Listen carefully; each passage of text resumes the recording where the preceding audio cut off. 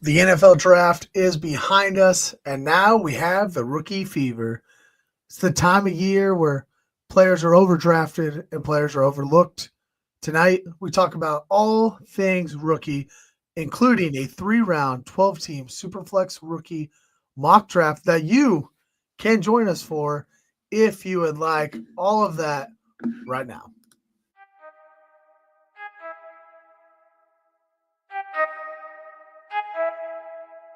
I need to know everything, who and the what and the where, I need everything.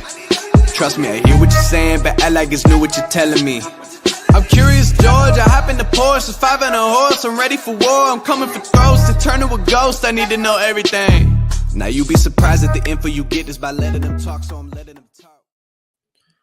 Welcome into another edition of Another Damn Fantasy Podcast, ADP, as always, powered by Bite Size Sports. Hit that subscribe button if you will. As always, each and every week, I'm here with my co-host, Josh Limison. Josh, a couple weeks away now from the NFL draft, or a couple weeks past, I should say. How are you feeling about this rookie class? Just a general overview of the class. I feel like everybody can get a running back if they need one. Is kind of my thought. Like, I hesitate to say deep, as in like they're not all going to be amazing and great, but I think that whether you have a pick in the top 5 or maybe you don't have a rookie pick until the second round or the third round, there's going to be guys that don't have necessarily clear paths to opportunity, but for Dynasty's sake, definitely guys you want to grab and roster, and you can be excited about and talk yourself into a little bit.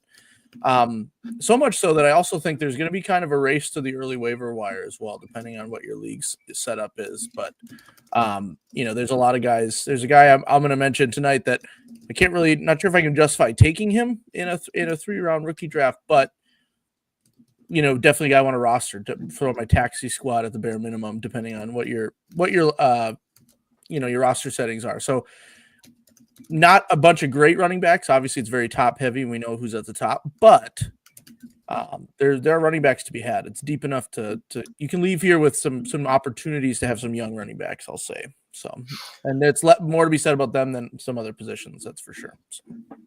Yeah, I would agree. I was telling you here before the show that I've got 2 rookie drafts currently going for different leagues.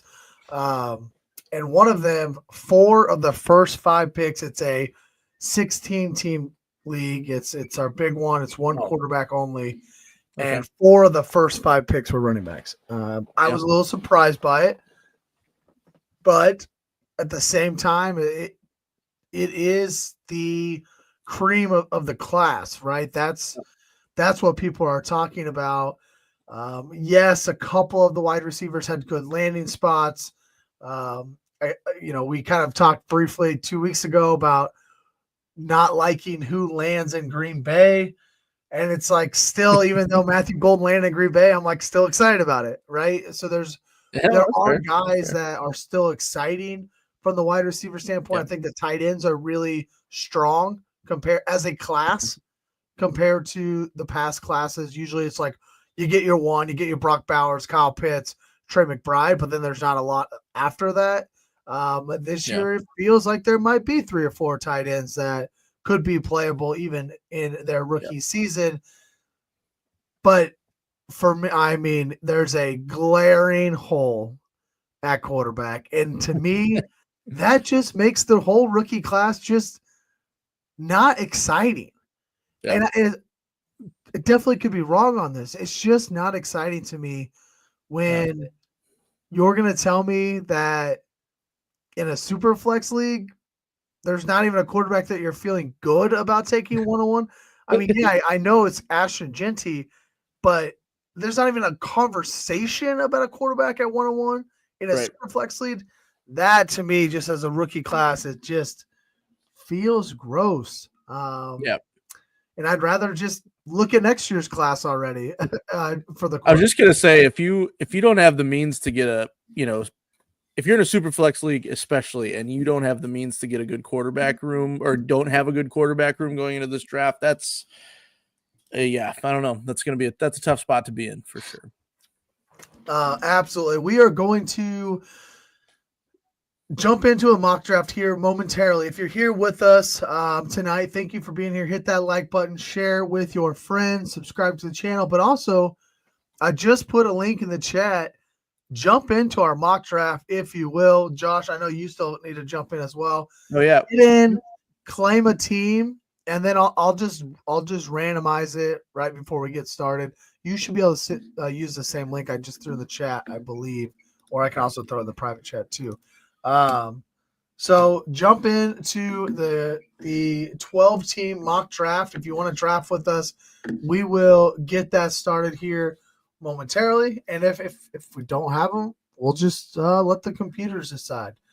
But before that, we got to talk about a big piece of news this today. Actually, could have been better timing for us and this podcast.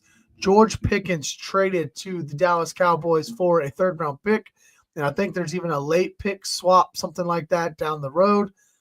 So let's just break this down here from a fantasy outlook, because there's a lot of players involved on both sides of the ball, or both teams here, as we look at a guy like George Pickens moving teams going to the Dallas Cowboys. And we'll start with Pickens himself. Good player, top 40 wide receiver last year in Pittsburgh, run-heavy offense. Russ wasn't the quarterback to start the year. He comes in, and then George doesn't play there, I think, 4 or 5 games in a row. So now looking forward, looking to this season, going to be with Dak Prescott and CeeDee Lamb. I think that his fantasy outlook gets a slight bump here for the 2025 season.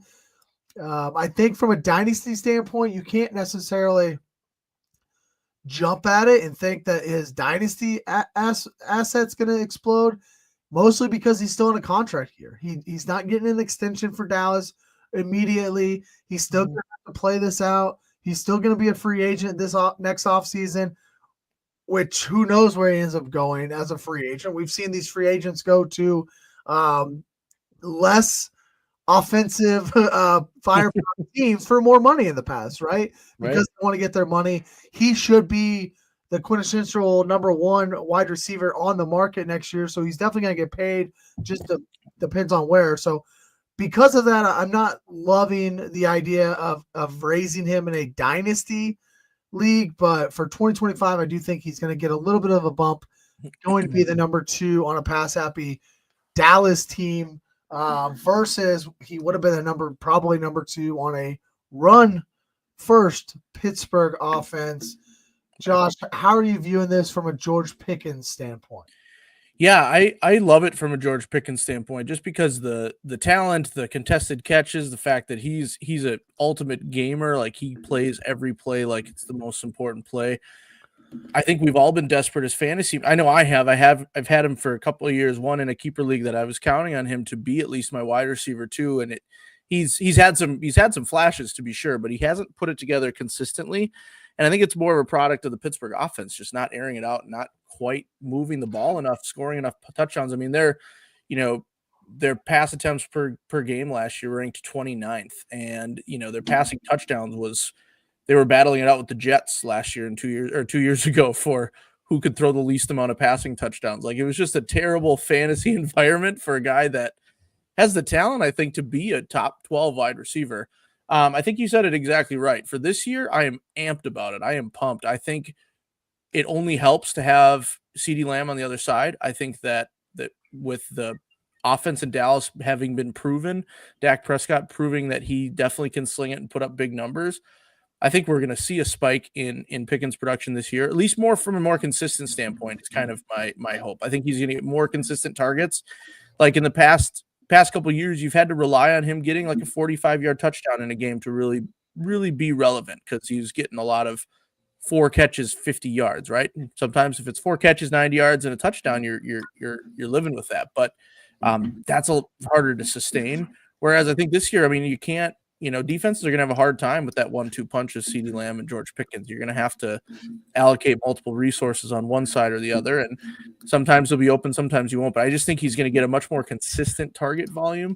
And I really like him this year. I think it's smart what you said about from a dynasty perspective, though, because he has not proven it. And last year they had a slightly better offense. And so, we still need to see him do it before we put a lot of value onto him. Right. So I do think that if he does well this year, I'm ready to buy in as a pretty decent fantasy dynasty asset, because I've kind of believed in the talent for a bunch of years. So I think if he hits the ground running and does well in Dallas, I'm going to be probably more excited than I should be, just because I'm going to then just blame Arthur Smith and blame the Steelers, and then George Pickens is going to be great, But if he's at all middling or mediocre for large stretches of the time, then I that's why, and that's still a possibility, because we just don't know. We need to see him in a better offensive setup. So huge boost for this year.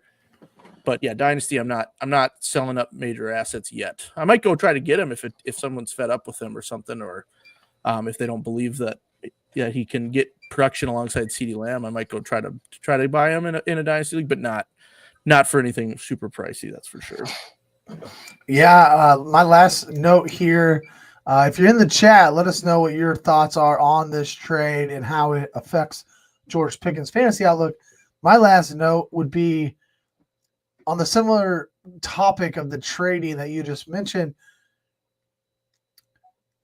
If somebody's out there, maybe they're a Cowboys fan or whatever, maybe they just love George Pickens, and they are willing to overspend because they just believe this is going to be awesome. He's going to explode here in Dallas.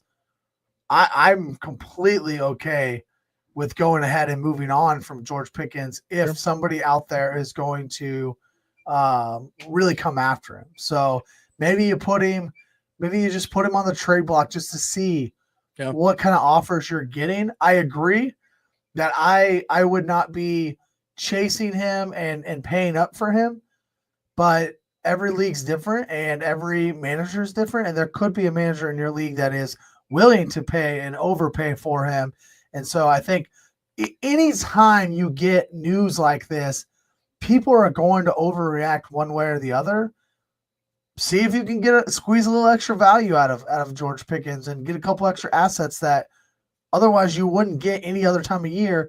But just because he was traded to Dallas and is fresh in people's minds, they might slip you an extra asset to get him on their team. So just be aware of that and think through those things, especially in this very slow NFL time where there's not a lot of news coming out. When you get something big like that, that happens. So let's stay in the wide receiver room there in Dallas.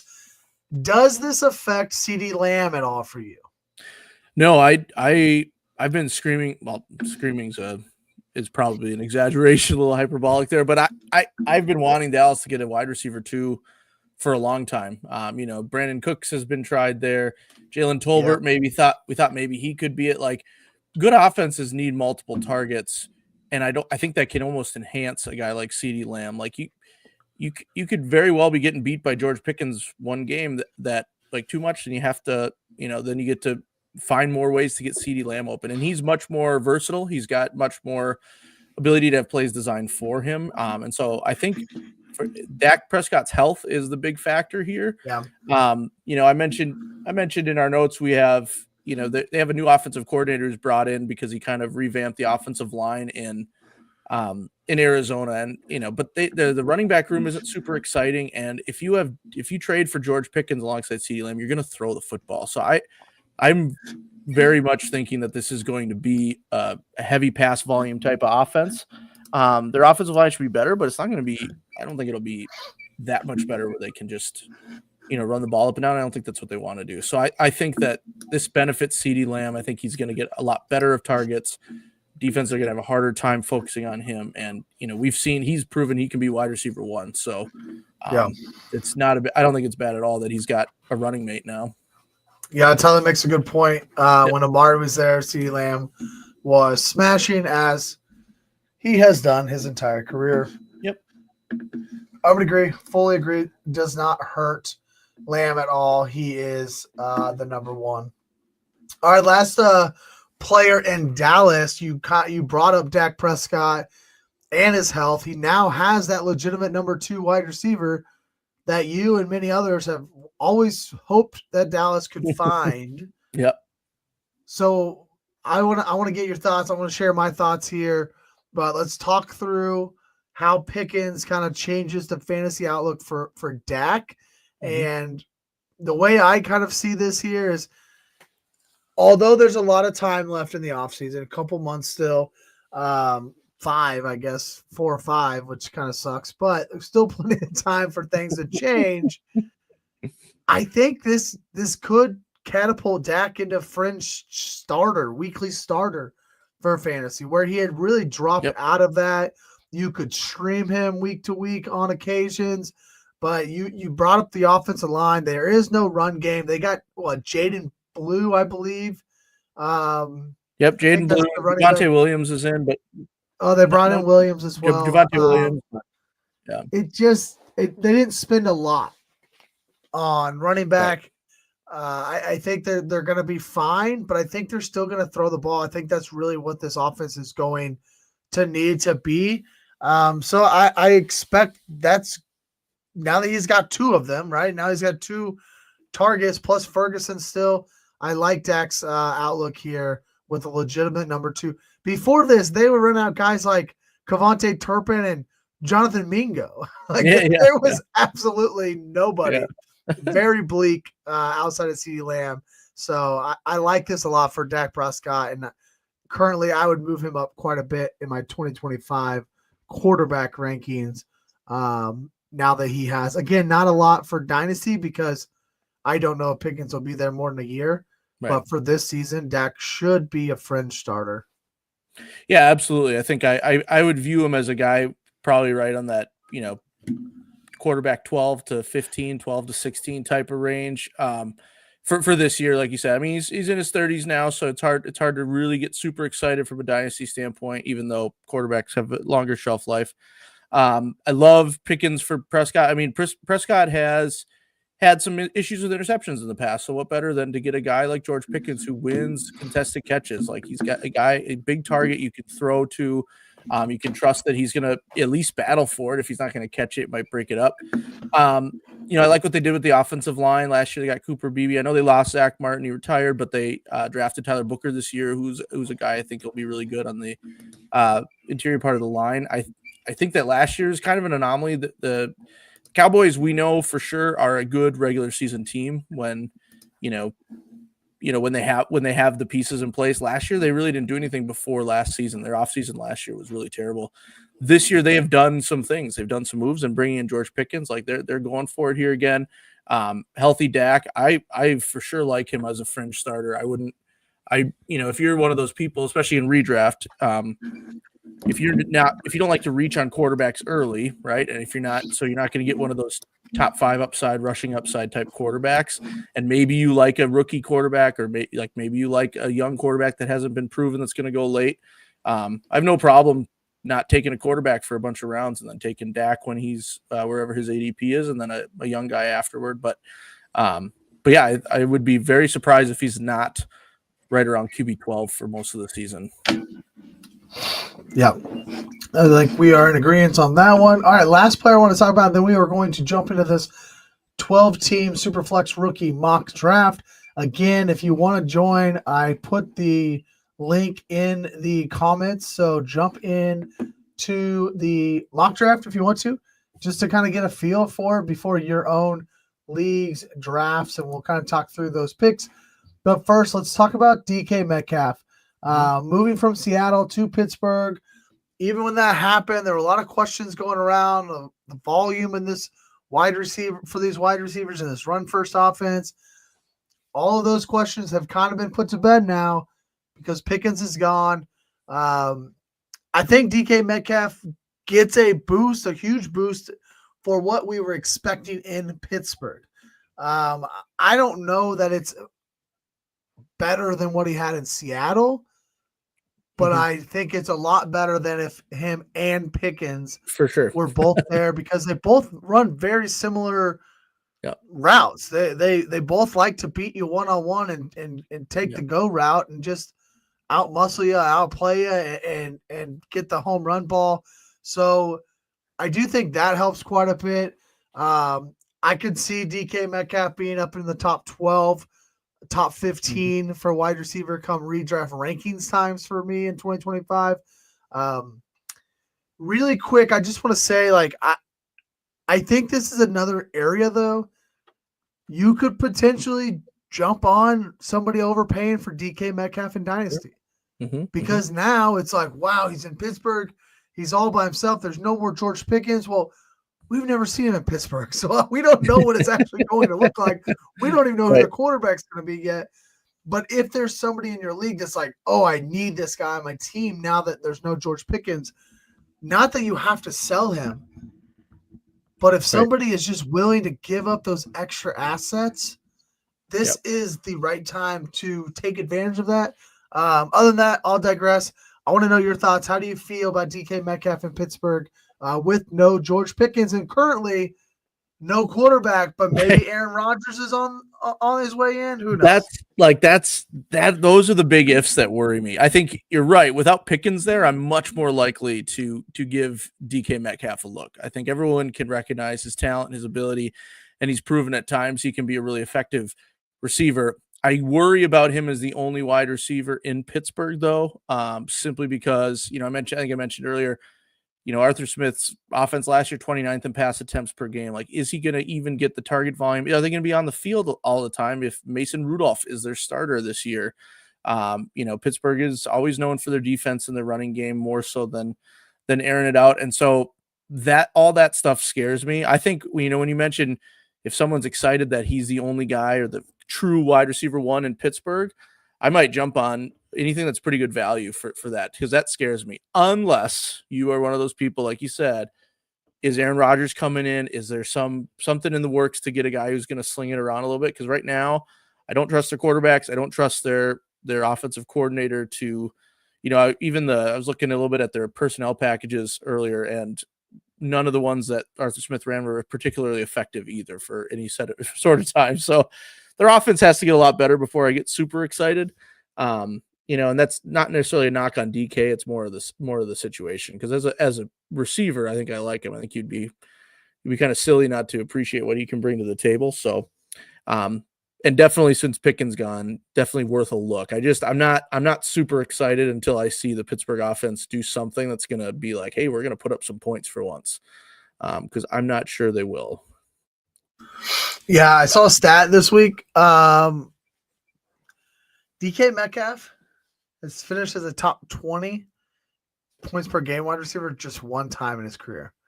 But we always draft him, right? We're always drafting him because he's got such huge upside. Yep. And honestly, I feel like if this was Russell Wilson's offense, like last year when he literally just wanted to run the ball and then just heave it up in the air and see what happens. Yeah. And I think there was probably some Russell Wilson's DK Metcalf. I believe they probably played together in Seattle a couple years anyways. So that would have made me feel really good about it. I think that if we got the news that Aaron Rodgers was going to be in Pittsburgh, which I had actually heard on a podcast earlier that there could have been some rumblings where Aaron Rodgers didn't like George Pickens. Aaron Rodgers and DK Metcalf were throwing together out west and did not have George Pickens out there with them. So maybe this is like Pittsburgh being like, okay, well, we'll get rid of this guy.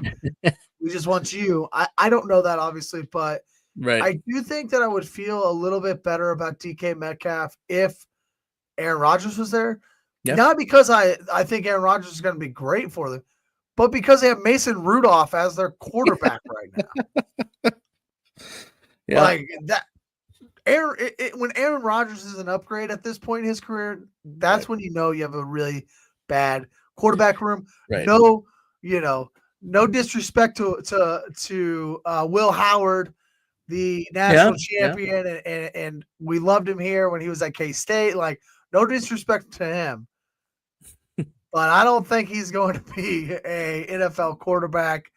And again, Aaron Rodgers would literally make that quarterback room better, which is just weird to say. So that would make me feel a little bit better about DK Metcalf's outlook. Okay, if you're in the chat, last chance right now. Tyler's the only one that's joined, which is completely fine.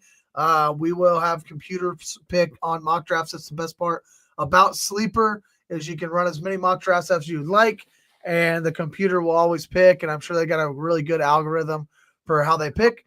But if you want to jump in, this is the last chance. I did send the link in the chat. Join the mock draft. I will randomize the line or the order real fast right before we hit start, and then we'll do that. So I will pull this up here. As I'm pulling it up, we are going to do a 12-team super flex rookie mock draft. Essentially, we just kind of want to talk through where these guys are falling, where they're rising and falling, the rookies, where the quarterbacks are going to land. I've been in a couple already. I did have one super flex dynasty league that I had the 101 and the 105. I took Genty 101, and then I made a trade and traded up to the 102 and went ahead and took Cam Ward. So nice. I got Genty and Ward, which worked out pretty nicely.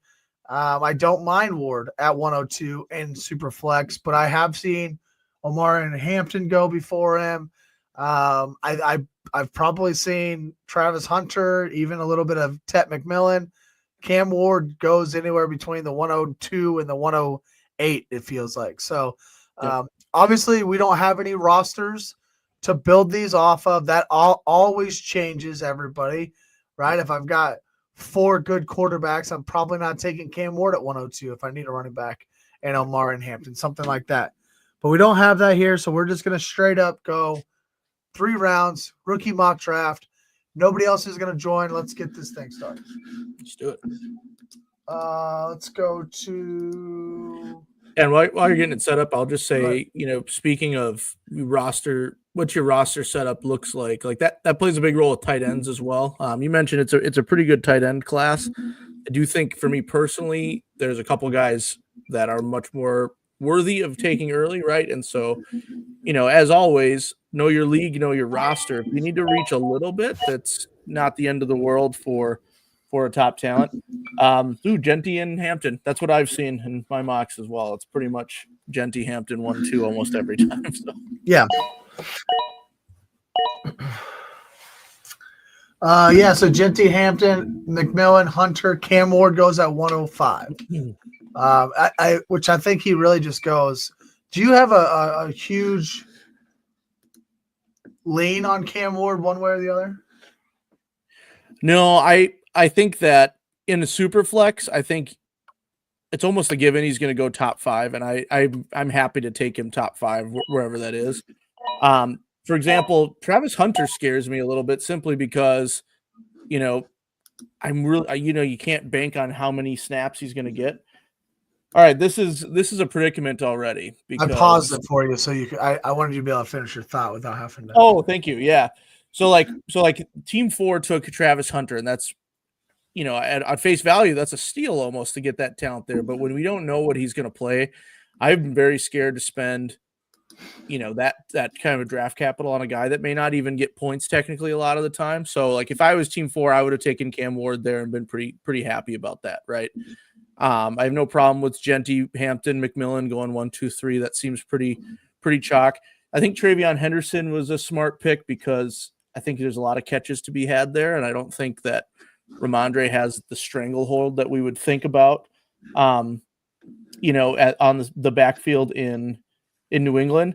But I'm in a tough spot because I wanted Caleb Johnson in my spot, and this is a bummer because we just talked about Arthur Smith's running game, and so now we're missing out on that. But I think I know who I'm going to go with, so you can unpause if you'd like. Sorry, I talked about all the picks instead of just. I'm going RJ Harvey here. I'm going to try to capitalize on the Sean Payton. I use running backs all over the place type philosophy. So 6 running backs going in the first round. Yep. 2 tight ends, 3 wide receivers, and just Cam Ward at 105. I'm going to let Tyler pick here, and then wow. I'm gonna pause it again.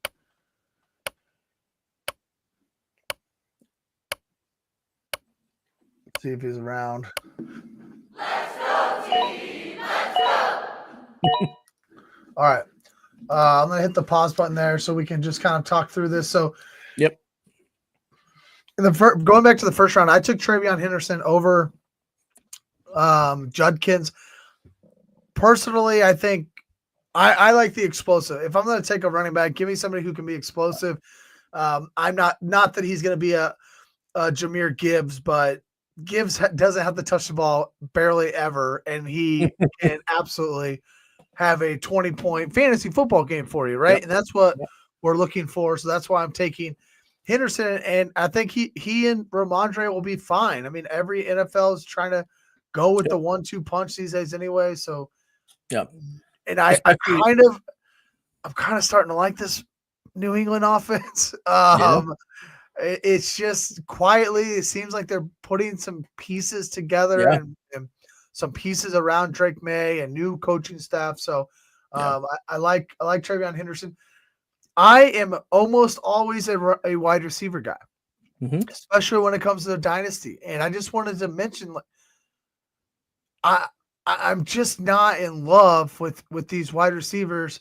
Agbuka, I don't mind the Tampa Bay landing spot, but if Godwin comes back healthy mid-season, it can just really get murky, and I don't really know where that's all going to end up. I don't know how long Baker Mayfield can continue this act of being good. I think he's fine, but I mean, he also spent 6 years being bad. And so how long do they keep that up, right? Plus you've got Jalen McMillan there already and Mike Evans. And so there's just a lot going on in Tampa Bay. And then I just think 106 is probably just a smidge early for Warren. Just a little. Not a lot early, but just a little early for Warren. So that's where I end up with Travion Henderson.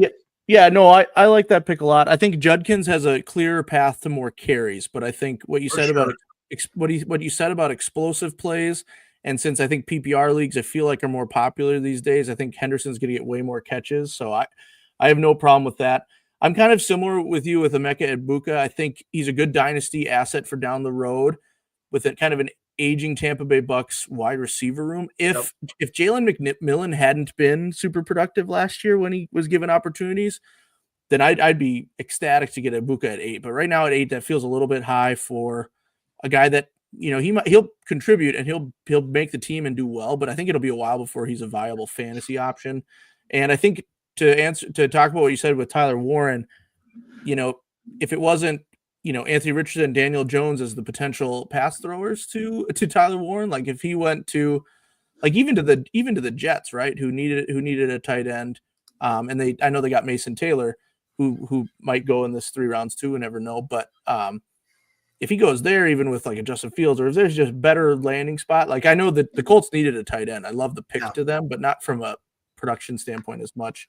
And like, I like Colston Loveland. I like Luther Burden as fantasy options, but who knows what the Bears offense is going to look like. I know Ben Johnson's there, so we want to assume that everyone's going to be boosting production, but there's going to be an adjustment period, you would think. And, Luther Burden is not too dissimilar to DJ Moore, who's already there, and Cole Kmet's already there, and, Roma Dunze is already there. It's hard to see the spread, and you're counting on a big leap from Caleb Williams, which I think he's capable of, but there's just too many question marks there. So, I would have gladly taken Warren if he fell to me at 11, but I had no problem looking past Loveland. And then, of course, Matthew Golden, who goes at the 202,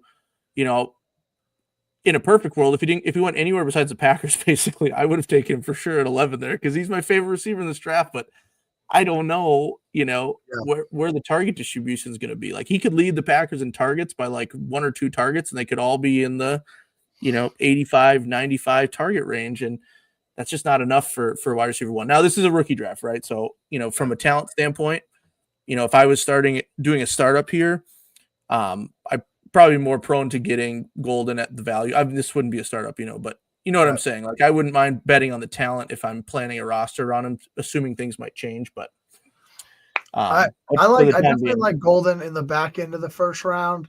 From a dynasty standpoint, this season, maybe not. Yeah. but I do think over time he will emerge as Jordan Love's go-to guy. Yeah. And I think that's something that they're Jordan Love, I don't know if they'll change their offense because of it or they'll continue to spread the ball around. But I think the ceiling is, oh, wow, we actually have a superstar wide receiver. We don't have to spread the ball around as much as we did. I think that's the ceiling for Matthew Golden. Obviously, there's still that doubt that trickles in of like, what if he's just another guy in Green Bay? Yeah. He could be a superstar, but they're not going to treat him like that. They're just going to keep spreading the ball around. So right. There's definitely that aspect to it. The other one I want to talk about through this is Jackson Dart. I think this is a good spot for him. End of round 1, early round 2 is especially in Superflex. But this is what I was talking about earlier. Like with this class, how many times have we seen only one quarterback go in the first round of a rookie draft? It doesn't happen very often. No. But Jackson Dart drafted in the 20s of the Giants having to come back into the back end of the first round. It's not like he had great – I mean, it's not bad draft capital by any means, but it doesn't scream, first week starter by any means. Right. And you're probably waiting until next year to get anything out of Jackson Dart there. For me here, it's a clear tier break for my pick. Jaden Higgins is the last one. If I'm looking at this in a tier, I think Trey Harris, Jack Beck, Jalen Knoll, all those guys are below pretty significantly the tier of, Luther Burden, Tutton, Scatterboo, Higgins. I think they're all kind of in a tier. So I'll take Higgins here, and then we'll see how the rest of the draft goes leading up to your pick at 2.11. Yeah, I like Jaden Higgins there. I think that the Texans brought a couple of receivers in that can hopefully help boost their offense from last year. Oh, interesting. Okay. Interesting. All right, I actually like this. It makes my pick easier. I don't have to try to debate anybody here. I'm going to go with a tight end that I think has immense upside, and I'm going to take Elijah Arroyo here. Oh, yeah. At the 211. I'll say Mason this. Taylor goes right before you. That would have been nice towards the end of the second round. And I will say I would have been tempted if Jalen Milroe fell. The same fears with Jackson Dart. Like Jalen Milroe may not be a starter for years, but as a polished rusher at the quarterback, definitely someone I'd consider in a rookie draft here because the rushing upside for fantasy is so huge. So yeah, I like Milroe there. I've kind of kept my eye on him in a couple drafts just to see if I can get him to fall. You should pause. Are you going to pause yourself? Oh, there you go. It started ticking in my ear. Like, oh yeah, I forgot to do that. But I like Milroe. I was going to mention, for me, after Jaden Higgins, I actually like Mason Taylor the best of that next grouping, that next tier. I really like Mason Taylor. Mason Taylor is the number 2 in New York. Yep. You've got Garrett Wilson and then a bunch of nobodies. Yep. Alan Lazard is still there. Aaron Rodgers, I think maybe he's not there anymore, but there's nobody. Malachi Corley, I think might still be the rookie from last year. He was a rookie last year. Yep. Just there's not much there, and so I really like Mason Taylor. I also wouldn't be, I wouldn't jump, especially in like a tight end premium, like 1.5 PPR for tight ends. If you want to push him up to the early or mid second, I would not be opposed to that at all. I really do like what Mason Taylor brings to the table and what he could potentially do in New York. Which brings me to it. Go ahead. Sorry. Oh, sorry. I was gonna just to add on with Mason Taylor. That's a perfect landing spot for him. I was kind of. I think the Colts got lucky to get Tyler Warren, and I think it's smart that the Jets went O-line in round 1. But I could have pictured the Jets taking Tyler Warren. They need a tight end, and to get a second option like Mason Taylor, I think that's good. And like we talked about at the beginning with roster development, if you are in a tight end premium for sure, and if you've been stockpiling young receivers and running backs the past couple of years, absolutely take Mason Taylor at the beginning part of the second round. Make sure you get a guy because he's good for Dynasty. He's good for the, as an asset down the road. And in his first year, like you said, he should get plenty of targets. He should get plenty of options to produce year one. So. Real quick, the guys that I am looking at here, Harold Fannin, somebody I liked a little bit before the draft. Don't love him in Cleveland. They've got 17 quarterbacks, and they also have David Njoku ahead of him. So they drafted 2 quarterbacks somehow. Anything that happens in Cleveland, it just, not that they can't be fantasy assets. Like David Njoku is absolutely a fantasy asset. Right. I mean, Harold Fannin could have felt anywhere else. I know he was tied to the Chiefs at one point potentially. Like he could have felt most anywhere else, and I would have been really excited about him. I just can't get excited about him in Cleveland. Jaden Blue, we kind of talked about him in Dallas. They brought in Javonte, but they also drafted him. Jalen Royals for the Kansas City Chiefs gets a little confusing. But I don't mind him as a boom bust type of dart throw, third round. I'm not going to go that direction here. The Chiefs have a lot of wide receivers, which is wild to say because like 2 years ago they didn't have any. And they've just done a really good job of drafting and trading and finding some good guys to fit this system. And I think Royals will have a spot. I think he will. I think there's a place for him here, but I don't know what his ceiling is over the next couple of years. Dylan Gabriel is the quarterback left on the board. I don't think he ever actually beats Shedeur Sanders out for a job. I think Sanders actually is talented. I think his arm talent is pretty good. I think he just has, if he doesn't check his attitude, they might give it to Dylan Gabriel, but we'll see how that goes. And then I'm not really interested in these other running backs. So for me, I'm going to take Jaden Blue here. I know I already take TreVeyon Henderson, but that doesn't matter in this instance. No, I just think he is the best available in terms of the volume that he could potentially have coming into the season in Dallas, who needs a running back. Yep.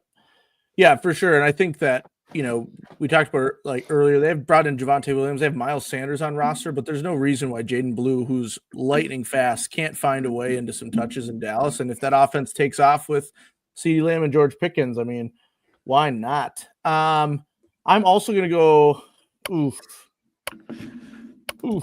going to go here. I'm going to go Alec Iomenor. He was, I wanted to go, or I almost went DJ Giddens, another running back, but since I took RJ Harvey, I kind of felt like I should take a wide receiver. Iomenor was pretty high on my draft board and a bunch of other people's draft board as well. And, you're banking on Cam Ward to be able to spread it around a little bit as well. So I don't mind that pick. And like I said about running backs, like there's a guy that there's a handful that I wrote down in our notes that we didn't even see even approach getting drafted in this 3 round. And so I think there's a lot of guys to take dart throws on or to rush to your waiver wire and grab. Actually, so I mentioned Jaden Blue, another guy. If we look at our, Tyler, who joined for us here, he mentioned in the chat that he wanted dart. I actually like that Devin Neal pick for him though, in the 3rd round, because I think that from a running back standpoint, obviously New Orleans still has Alvin Kamara, but he's getting up there. He's almost 30. He has missed some time with injury, and Kendre Miller hasn't really kind of taken over as I'm going to get all the carries when Kamara's out necessarily either. So I think that Devin Neal's a nice 3rd round running back pick to see if you could get some valuable touches there as well. So, and yeah, what do we get? 3, 7, 13 running backs out of those 3 rounds. That's way more than in past recent years. Running backs, and there's like guys that I'm already thinking like, man, they probably should have been drafted even after 36 picks. Right. Trevor Etienne going to Carolina. Yep. Yeah, they brought back the veteran. What is his name? Chuba Hubbard. Chuba. They brought back Chuba. But after him, there's not any competition there for the RB2 spot in Carolina, who's also trying to build around a young quarterback, right? And see kind of an offense that could take off. Jacquez Hunter in LA, they bring him in. He's a big time. He's a guy who can make explosive plays, right? And I think that not necessarily Kyron Williams should have to be worried, but I think Jacquez could take some touches because of his explosive potential there. So right off the bat, there was a couple guys I'm like, here's two guys that easily could have been drafted. Yep. That people are going to run to the waiver wires if they're only 3 rounds. 3 rounds of drafting and just try to scoop up there. And then there's your guy. There's your guy, former receiver turned running back, Brashard Smith, who went to your Chiefs. Who's, he wouldn't have gone in these 3 rounds. Not saying that, right. But there's an example of another guy that you could go find now. If the way it felt like, we look at some of these picks, like I went running back, tight end, but like team 8 went Igbuka and then Jalen Milroe. So like you could easily, find other running backs later on if or on the waiver wire, I should say, after your rookie draft, if you really like the value of one of the other positions better. So, or if you take a stab at Jalen Milroe there, which I think is fair. But he's not going to help you this year, probably. It's the path to him being a starter is still an uphill battle. So, I just realized, and I actually would have taken him over Jaden Blue. I don't think I noticed him on the list. Kyle Williams out of New England was not drafted. Again, thinking about second, third round of rookie drafts, yeah, you definitely want to have long-term production, but even thinking about immediate impact, right? New England, they bring in Steph Diggs, but they got a bunch of names after that. Yeah, a bunch of guys who have never really stepped up to take on a permanent role. Target competition is wide open there, and Kyle Williams could come in and snag that number 2 wide receiver pretty early and potentially get some rapport with the young guy and Drake May. And now you're looking at a second, in this case, a free agent, right? But at the very least, late second to mid third round pick that becomes very valuable to your future of your team. So I like Kyle Williams as well. I didn't even see him on the list, so he definitely slipped through the crack. And I didn't have any type of rankings or anything pulled up for the mocks. That would have helped, obviously.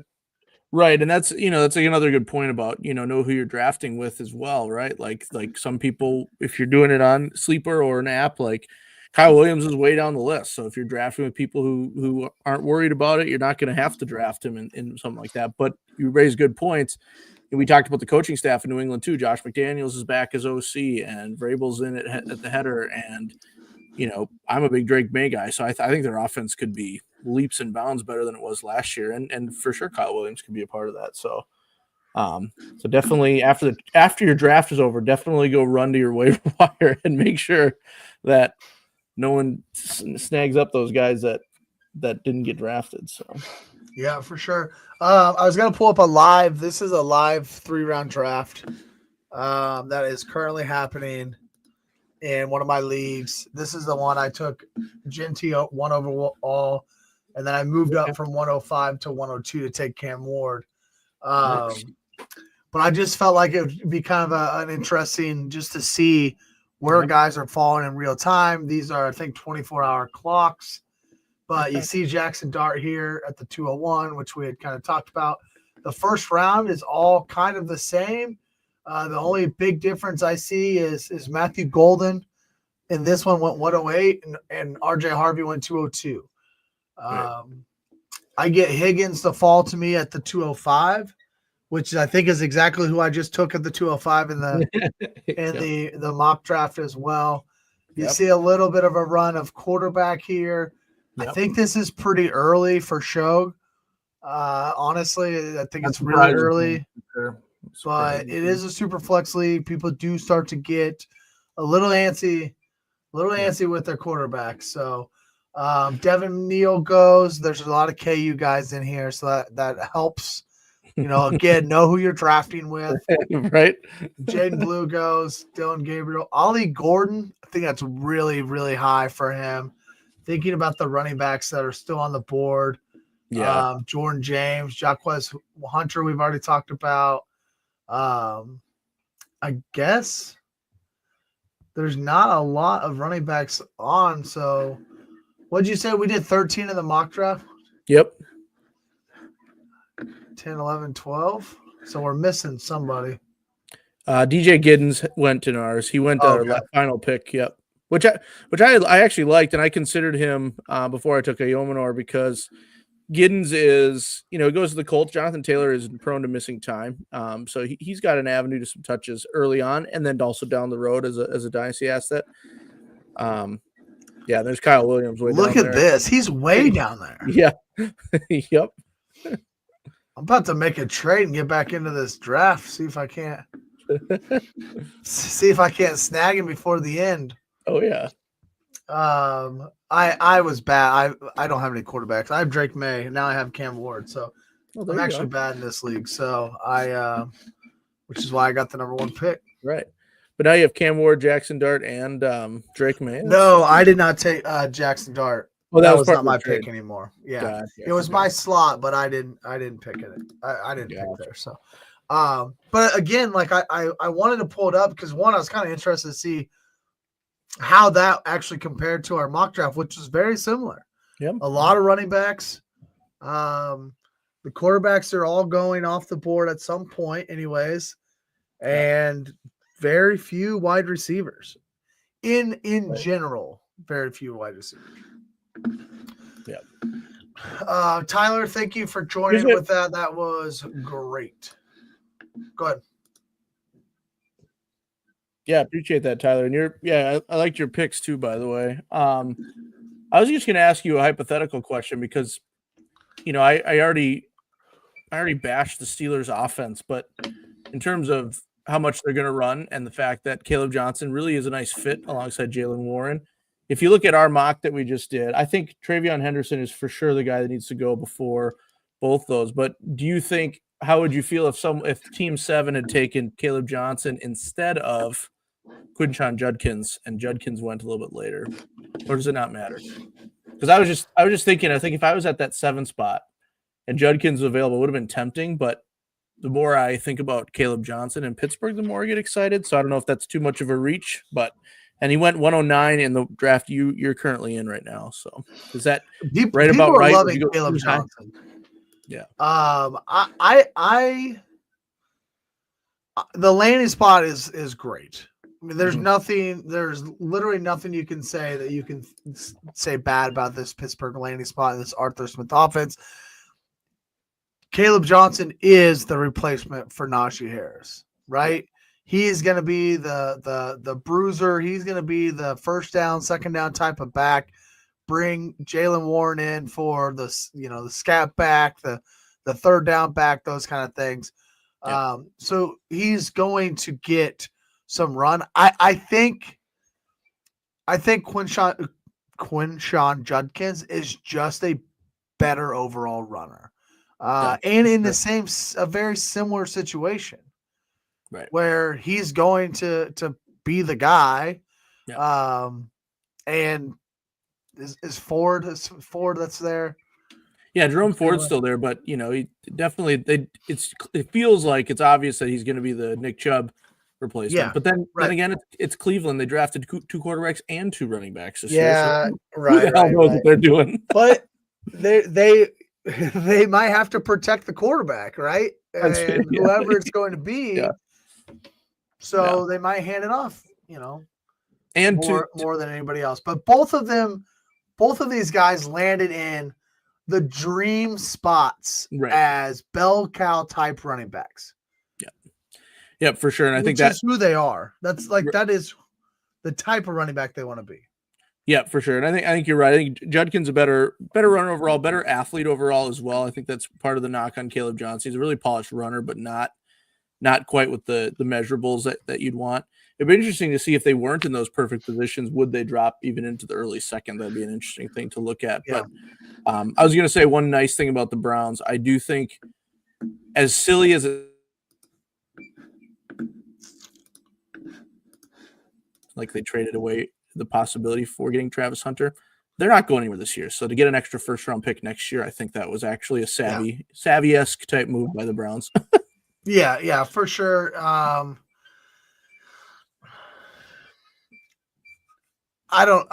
Travis Hunter is clearly one of the best players, if not the best player in the draft.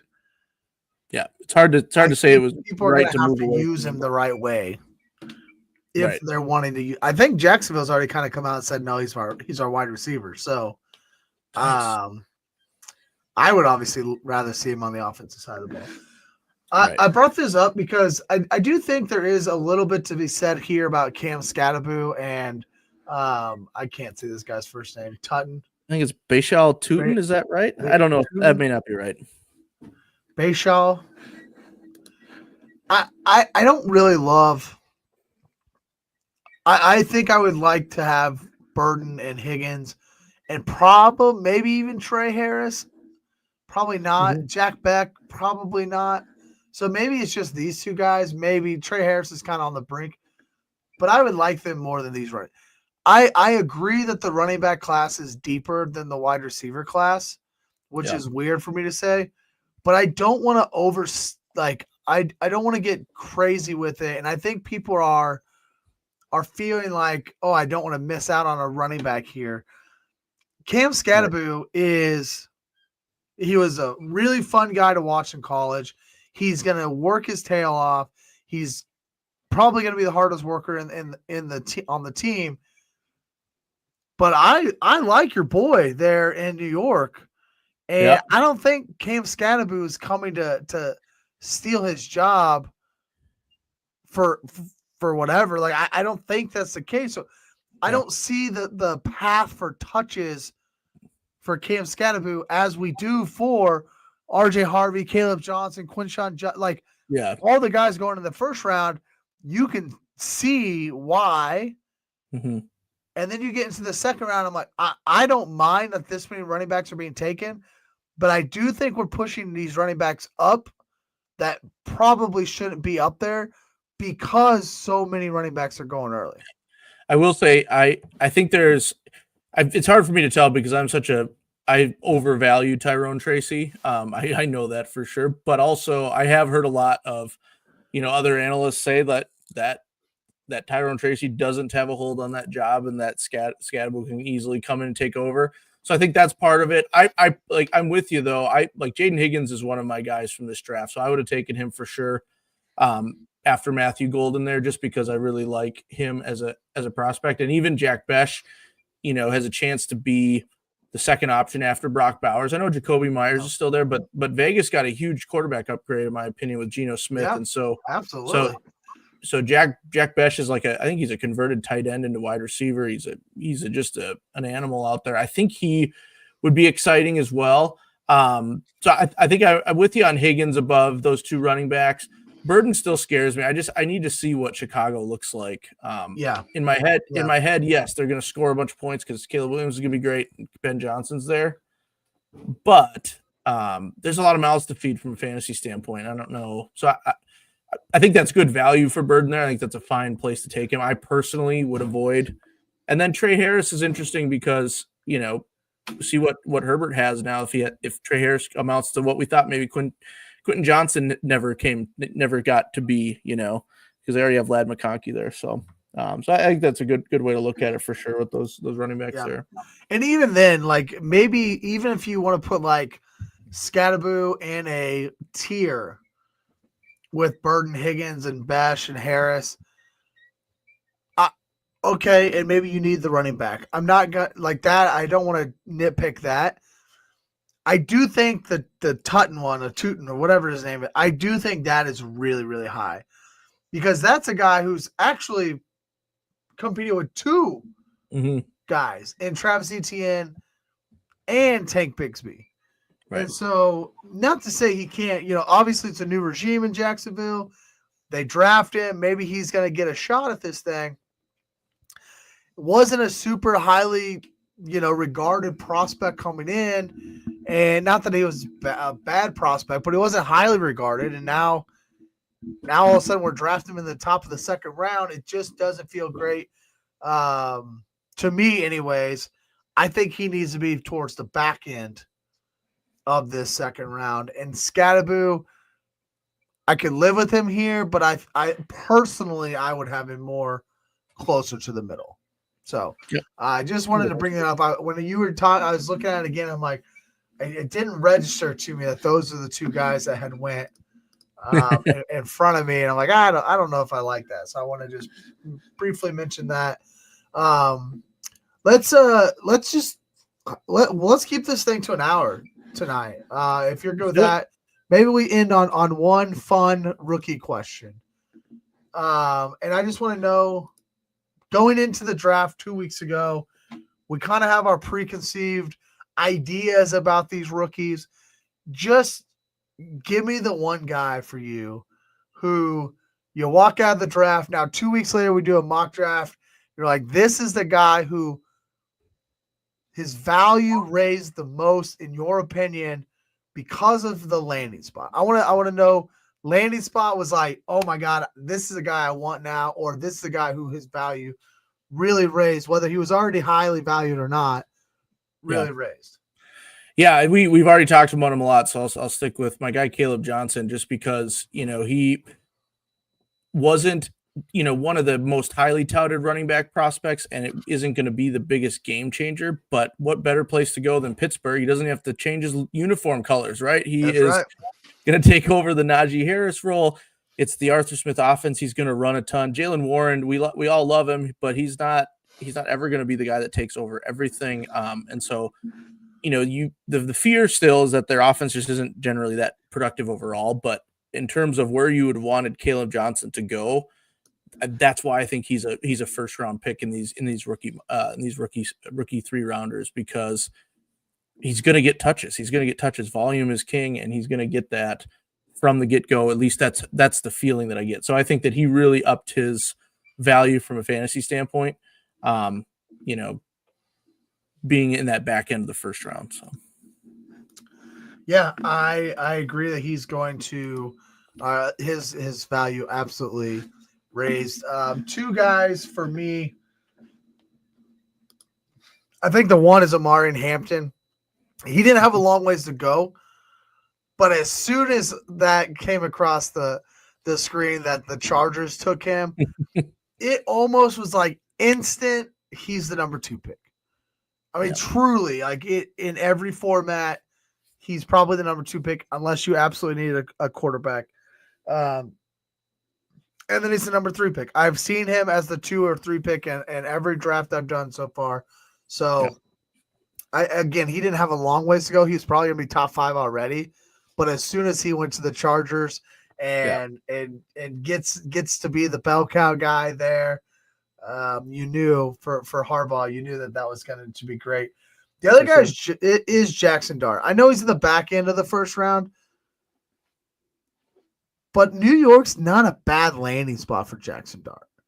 He can sit this year. Maybe he comes in towards the middle, the end of the season, but he can sit behind Russell Wilson. He can learn from Russell Wilson. Russ is still a veteran. He's been successful, Super Bowl champion. Like he can teach the young man some good things, but he also has that running ability. And you know that I love the guys who can run. Mm-hmm. And all I can think about is Brian Dable with Josh Allen, and now getting a Jackson Dart who doesn't have the running ability Josh Allen has, but has enough that he could be successful in a Brian Dable type offense. So I like Jackson Dart, and I think that, he deserves to be at the back end of the first round. And I don't think that was where I would have him before the draft. But now being a first round pick, second quarterback off the board in a spot that I think that he's going to get some action and probably be the 2026 starter. I like Jackson Dart at the back end of the first round. Yeah, for sure. He's not. No one's saying he's Josh Allen, but he's got the similar path to getting some certain levels of production for sure. Especially with the Daboll connection, the Joe Shane connection, and the fact that he was most people's QB2 in this draft. I know the Shadur fall was more of the headline, and people thought that he was going to go first. But I think for most like TV analysts that you see, most prospect people are gonna look at Jackson Dart at least being in conversation to be the number 2, if not the number 2. So I think the Giants like that pick, and yeah, for sure, trading back up to get him for sure means that they wouldn't. I feel like Brian Day will be excited if he feels like he's ready. So yeah, he might get some run pretty soon. Absolutely. So. Yeah, we don't have to talk about who lost the most value. Everybody knows that would be one Shador Sanders. But no, today was fun. It was good to get back on here and start talking rookies. I've got 2 rookie drafts going on. Another one starts Monday.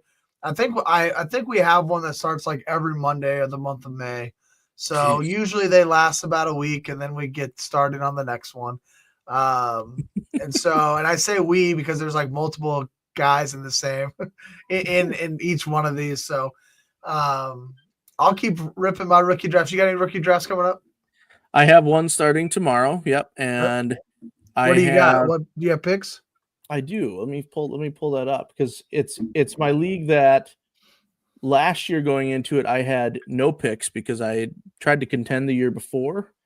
And that was a silly decision because it did not pan out. But I have the 103. I have the 103, so that could be exciting. It could be Travis Hunter for me or Amarian Hampton for me. My roster isn't particularly fantastic, so I need help everywhere, kind of still. Because I missed on some picks, and this league, the rosters are pretty deep. Everyone uses their full taxi squad. There's not much out there unless you're constantly trading, and it's a league where everyone's pretty. Always worried they're going to get, fleeced on their trade. So it's not easy to get deals done. So yeah, they got that fear in them that they don't want to make a move because they don't want to be the guy who is the laughing stock of the league. So I have the 103, the 208, and the 304 in my 3 rounds. So I'm definitely going to take a running back.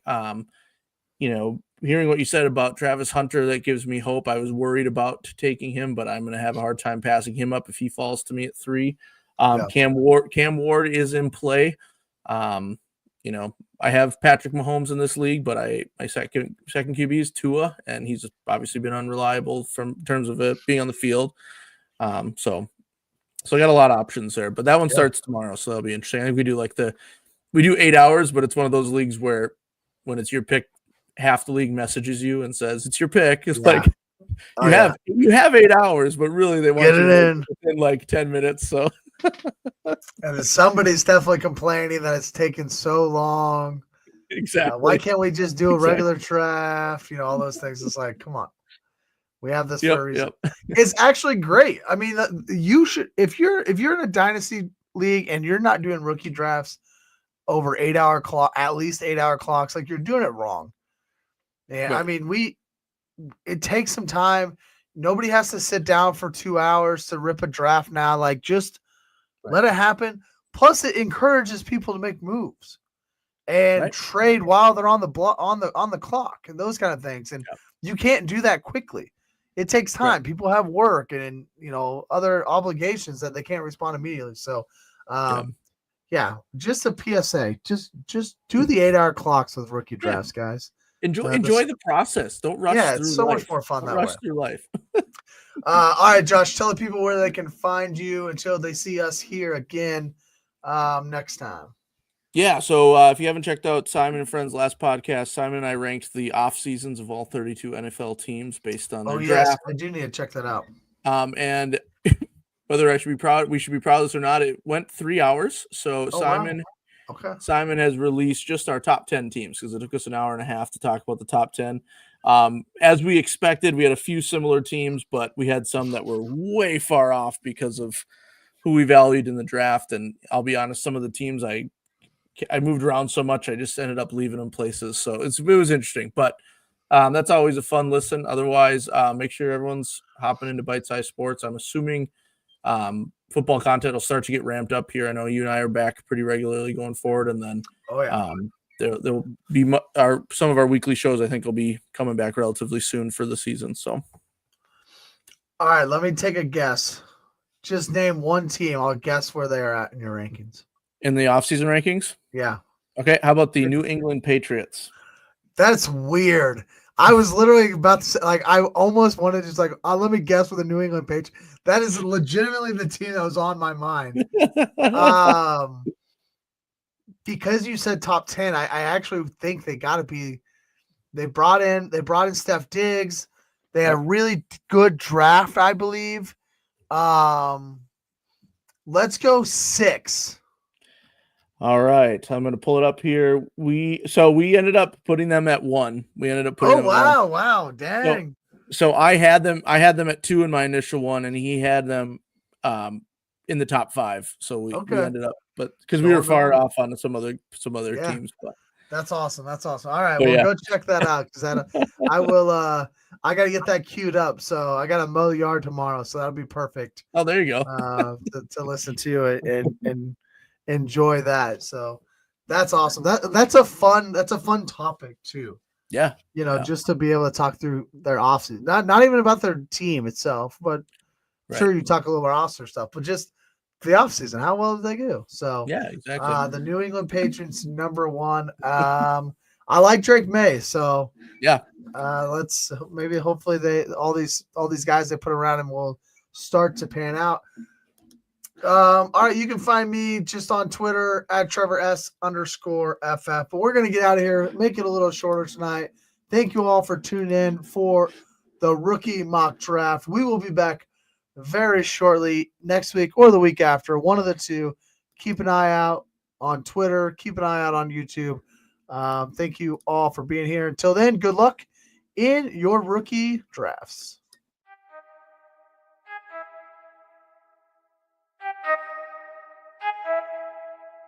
I need to know everything, who and the what and the where, I need everything. Trust me, I hear what you're saying, but act like it's new what you're telling me.